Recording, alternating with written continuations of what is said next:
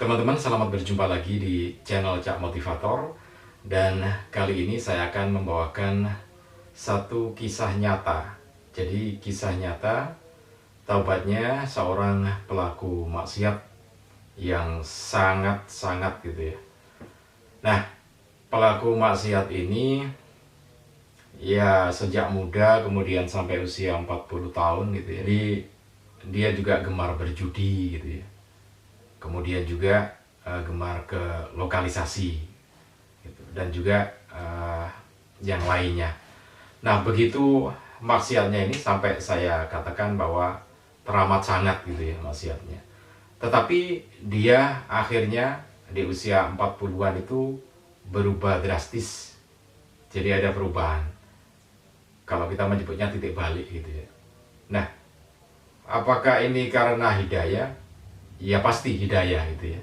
Tetapi mengutip apa yang disampaikan oleh pengasuh Pondok Pesantren Bumi Sholawat, Gus Ali Masyuri, bahwa hidayah itu terdapat dalam setiap peristiwa. Jadi di dalam setiap peristiwa itu ada hidayah, asalkan kita mau mencarinya gitu ya.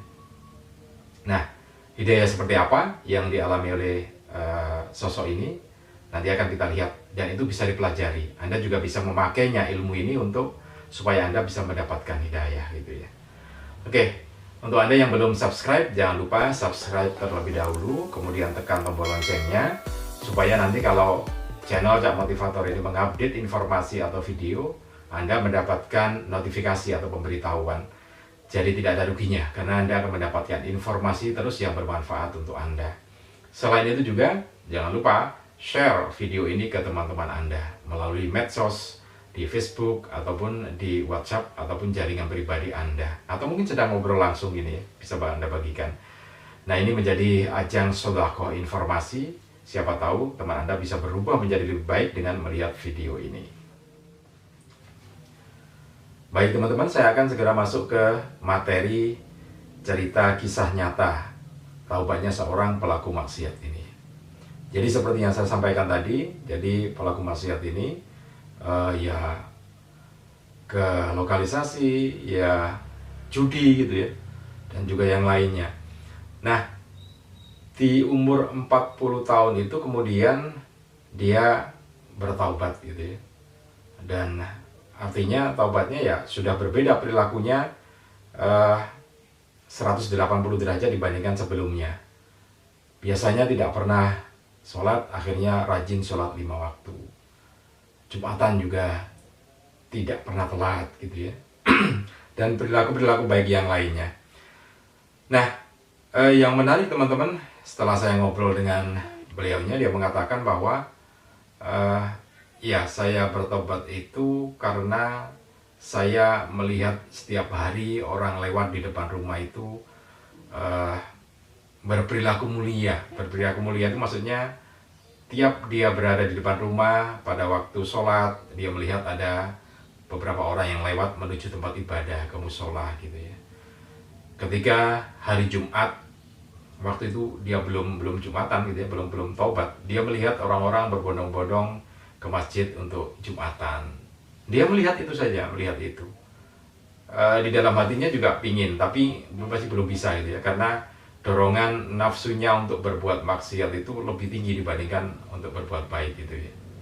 Jadi dia melihat seperti itu. Kenapa bisa melihat ya? Karena ternyata rumahnya di dekat dengan musola dan juga masjid gitu ya. Dekat sekali musola itu. Kemudian ya dari situ kemudian ketika sudah usia 40 tahun, sekitar 40 tahun baru dia kemudian berangkat untuk ini berbuat baik itu. Nah, sebelumnya hanya melihat saja. Jadi setiap hari ketika dia berbuat maksiat, ya dia tetap berkesempatan untuk melihat orang-orang berperilaku baik gitu ya. Jadi begini gambarannya.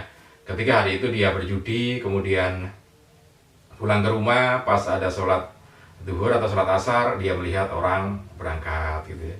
Kemudian pada waktu dia mau berangkat ke lokalisasi misalkan, dia juga melihat ada orang berangkat sholat maghrib atau isya gitu ya. Nah, itu yang dilihatnya. Nah, ternyata itu bisa melihat, ya bisa membuat orang bertaubat, teman-teman. Artinya memang benar bahwa rumah yang baik itu adalah rumah yang dekat dengan masjid, dengan musola. Kenapa? Karena kita bisa melihat orang-orang berperilaku baik. Kemudian kita juga akan tergerak baik gitu ya. Nah, ternyata teman-teman itu ada ilmunya. Jadi ada ilmu yang mungkin beliaunya tidak mengerti ilmunya tapi menjalankan gitu ya. Jadi ketika saya dulu berada di satu perusahaan konsultan bisnis, ada seorang bisnis coach itu berdialog dengan saya dan mengatakan bahwa seseorang itu untuk melakukan perbuatan yang diinginkan itu butuh 27 kali melihat gitu ya. Melihat dalam artian yang sebenarnya. Nah, prosesnya begini. Jadi untuk mengatakan iya, misalkan kita ditawari barang atau promo gitu ya. Kita untuk mengatakan iya itu harus melihat, mendengar, dan merasakan produk itu selama 9 kali. Baru kita mengatakan iya produk Anda bagus gitu ya. Nah, untuk kita membeli atau melakukan sesuatu perbuatan baik itu butuh 3 kali iya. Jadi kalau kita total itu ada 27 kali iya dalam kehidupan sehari-hari kita untuk kita berperilaku baik. Oke, jadi kita terapkan dengan kasus tadi ya, taubatnya seseorang itu tadi. Jadi untuk mengatakan iya orang-orang itu baik dan orang-orang itu benar, dia butuh 9 kali mengatakan iya orang itu baik, orang itu benar, perilakunya benar, memang harus seperti itu orang hidup itu. Dia harus mengatakan itu 9 kali, baru dia berkata iya benar gitu ya. Nah, setelah itu apakah cukup? Tentu saja tidak, karena tidak hanya untuk berkata iya atau membenarkan, tapi juga harus berperilaku kan gitu kan. Tujuan akhirnya kan berperilaku. Nah, untuk berperilaku itu berarti dia harus mengatakan iya 3 kali. 1 kali iya itu, 1 kali pembenaran itu butuh 9 kali melihat, mendengar, dan merasakan gitu ya. Nah, kalau 3 kali iya berarti kan harus 27 kali mendengarkan, merasakan, dan melihat gitu ya. Nah, itu kenapa rumah di dekat masjid itu menjadi sesuatu yang bagus. Kenapa? Karena kita setiap hari akan melihat orang-orang berperilaku baik gitu ya. Nah, dalam 1 bulan atau 1 minggu saja kita sudah bisa melihat, merasakan, dan mendengarkan orang berbuat baik sampai 27 kali kan gitu. Jadi pengulangannya sangat bagus. Makanya benar, rumah di dekat masjid musola itu bagus. Rumah di dekat kuburan juga bagus sebetulnya, karena kita akan melihat orang meninggal gitu ya tiap harinya. Nah, itu teman-teman. Jadi intinya begini, kalau Anda ingin berperilaku baik, kalau ingin berperilaku lebih mulia lagi, ya kita harus memaksakan diri kita untuk melihat, mendengar, merasakan itu sebanyak 9 kali terlebih dahulu, supaya kita iya itu baik, benar, dan bagus gitu ya, dan bagus untuk dilakukan.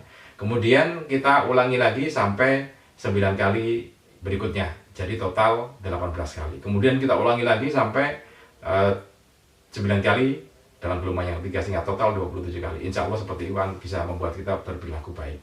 Nah, itu kenapa dalam sesi sosialisasi sebuah peraturan itu memang harus dipaksakan orang untuk berubah perilakunya. Sehingga ada yang dipaksakan selama 17 hari dia akan bisa berubah gitu ya. Kemudian ada yang 40 hari baru bisa berubah. Ada yang 27 hari gitu ya. Jadi untuk mengubah perilaku seseorang itu memang butuh pengulangan berkali-kali. Kalau Anda mungkin susah ya, merasa berat untuk berbuat baik misalnya, sholat misalnya kok sangat berat sekali ya untuk sholat. Ya pertama berat, ulangi terus sampai hari ke-17, dievaluasi lagi apakah sudah senang apa belum. Kalau belum, diulangi terus sampai hari ke-27.